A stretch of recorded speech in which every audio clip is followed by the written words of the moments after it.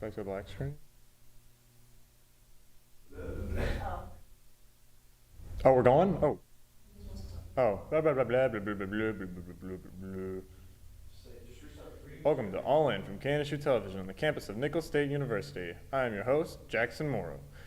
Gaza is edging closer to famine as Israel's total blockade of humanitarian aid nears its third month. Okay, cool. Another one inch on me. Yeah. Yeah, that was good.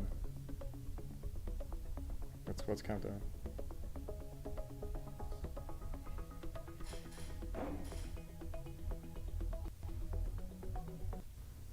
Okay. No, actually,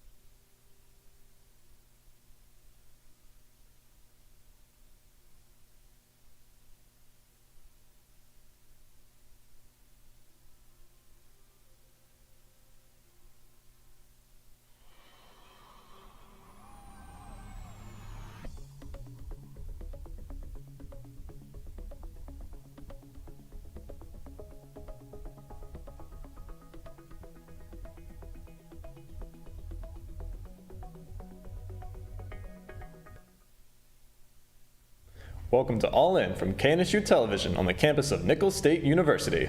I'm your host, Jackson Morrow. Gaza is edging closer to famine as Israel's total blockade of humanitarian aid nears its third month. Cases of acute child malnutrition are rising around the Strip. The World Food Program has warned it is running out of food to provide the people in Gaza. Jeremy Diamond reports on the story. Inside her fly-infested tent, Iman Rajab is doing her best to keep her 6 children alive. Today, survival looks like this, sifting the half bag of flour she found on a garbage dumpster in Gaza City after all of its bakeries shut down. It is rancid, crawling with pests and clear signs of contamination. But Rajab hopes she can salvage enough to make bread for her children. My kids are vomiting after they eat it. It smells horrible, she says. I keep cleaning it and it won't get clean. But what else can I do, she asks. What will I feed my children if not this? Rajab is one of hundreds of thousands of parents in Gaza struggling to feed their children, an entirely man-made crisis that is rapidly spiraling. For nearly 2 months now, Israel has carried out a total siege of Gaza, refusing to allow a single truck of humanitarian aid or commercial goods into the Strip. Israel says it is trying to pressure Hamas into releasing the hostages. Roping a new era of rodeo in Louisiana, that's what a group of young cowgirls are doing by redefining one of America's oldest traditions. Jane McCulley has more on their inspiring story. In arenas across America, a new generation of cowgirls is redefining rodeo, not just with grit, but with heart. Just having this community, like we're all competing against each other, but we're all friends at the same time. Young Macy McBride has big dreams. I want to make it to the national finals in the breakaway roping because that's my favorite event.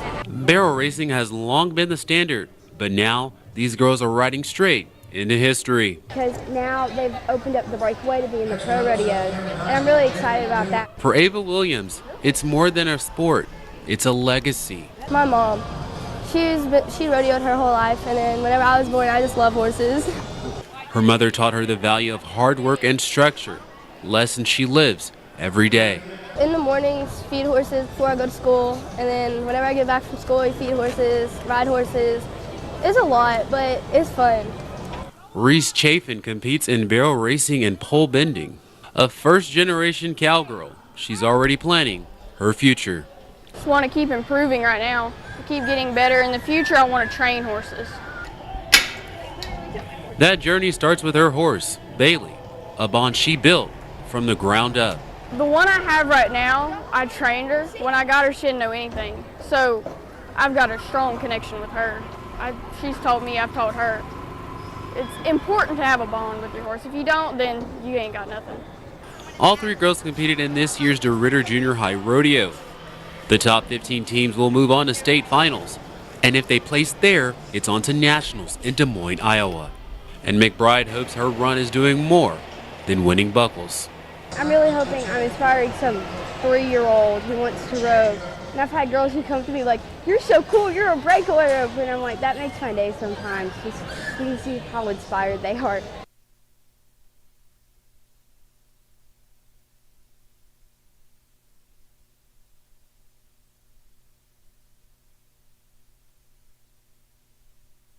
Now let's take a look at campus news. The Nicholsworth continues to prove its worth with its unique magazines. Check out Kate Claymore with the story on the latest Snow Edition. The Nicholsworth continues to provide excellence to Nicholls State students with its latest Snow Edition magazine. With a total of 1,500 magazine copies, the Snow Edition will be distributed all over campus's educational and residential buildings ranging from Pelshey and Talbot Hall to the Brady Clubhouse. I think that this magazine is very important for student life because it really gives viewers a chance to see what Nicholls students have to offer. Of course, we're a local university. People here are typically commuters, and sometimes they just come here, do their classes, and then go back home. But with this magazine, it shows that we have a presence here. We are the Nicholls State University. The Nicholsworth develops 2 magazines a semester, but the Snow Day was a special edition to feature the beauty of Nicholls and Thibodaux covered in snow, with student and community picture submissions. The Nicholsworth Snow Edition magazine is free to all students with the price included in tuition and fees at the beginning of the semester. The process of developing the magazine is a lengthy one, beginning with the magazine editor. I kind of pick the color theming based on what the cover photos is going to be. So like for the coastal center, I thought about greens and blues. For this next one that's coming out, it's a story on a girl in high school who does pig shows. I was thinking a little like blues and natural colors for that. So when you have your theme picked and your pictures picked, it's pretty easy to fit everything around the actual story and make it all flow together. After all editing is done and proofed, Baton Rouge Printing is notified to get the printing process started. Once the magazine has arrived on campus, the Nicholsworth staff are assigned stacks of 20 copies to distribute across campus. According to the Nicholsworth staff, the hard work does not come without reward. I love the whole aspect of design, so it's pretty rewarding when you get that final copy and you get to smell the fresh new print. Don't miss out on this once-in-a-lifetime Snow Edition. Get your magazine today. This is Kate Claymont reporting for KNSU TV. Today, SPA is hosting its annual pool party at Brady Complex Pool. There will be free food, snowballs, and a live DJ. The event is from 5 to 8 p.m. Athletes were honored for a year of hard work in the annual Colonel Choice Awards. Reporter Connor Gisclair was there for the ceremony. Nicholls Athletics held their annual Colonel's Choice Awards. Athletes from throughout the year are honored for their hard work and dedication. This year's Colonel's Choice Awards had a unique twist.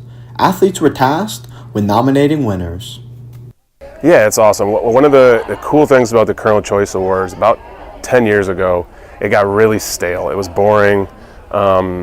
Student athletes weren't enjoying it. We made the change to really ask student athletes what they wanted to do and what kind of changes they would make. So we went from having media members vote on the awards to like student athletes get to nominate the people and vote on them. It's all theirs. And so they present everything, and so it's really an award ceremony for student athletes by student athletes. In an athlete's 4 years in college, universities are tasked with two objectives. Yeah, it's tremendous. And I think that, in athletics kind of around the country, everyone kind of has a goal as a student athlete comes. You want to leave them with a degree when they leave your institution in a ring, and it's really hard. Winning a ring and a championship is really hard. The tens of thousands of hours, and you can do everything perfectly. I use golf as an analogy. You can have in the championship your best rounds ever, and all it takes is someone to be just a little bit better, and win. While awards are important, the main job that athletics face is getting athletes a diploma in their time here at Nichols. Academics, a lot of it is showing up and studying and not cutting corners and making sure you're putting yourself in a really good shape. So we have some student athletes that just do tremendous things. There's when you're a student athlete, or we have the number of students on campus that have jobs, or work with media groups or whatever. We have a lot of students across campus that are doing a lot, and when you do all that, it's really easy to kind of slack off, and an A becomes a B, and we have some student athletes that, like, whatever that looks like, it never happens, and it's absolutely tremendous. Despite the entire show only lasting 35 minutes, athletes from men's and women's sports were able to celebrate a year of hard work. Reporting for KNSU TV, I'm Connor Justclair. Now let's take a look at sports. Nichols baseball fell to Tulane 4-9 in New Orleans on Tuesday. They also lost 2-0 to the University of South Alabama at Stanky Field on Wednesday night. The team will travel to New Orleans to play UNO for a 3-game series this weekend. Softball begins playing today against Stephen F. Austin. Now let's take a look at the NFL. The NFL has fined Atlanta Falcons $250,000 and defensive coordinator Jeff Ulbrich $100,000 over the Shudder Sanders phone number leak. Ulbrich's son, Jax Ulbrich, apologized for a prank call made to Sanders on Friday. Sanders got the call allegedly from the general manager of the New Orleans Saints as he waited to be picked for the NFL draft. But the call turned out to be a prank. The Falcons said they were proactive in addressing the situation, and they cooperated fully with the league throughout the process.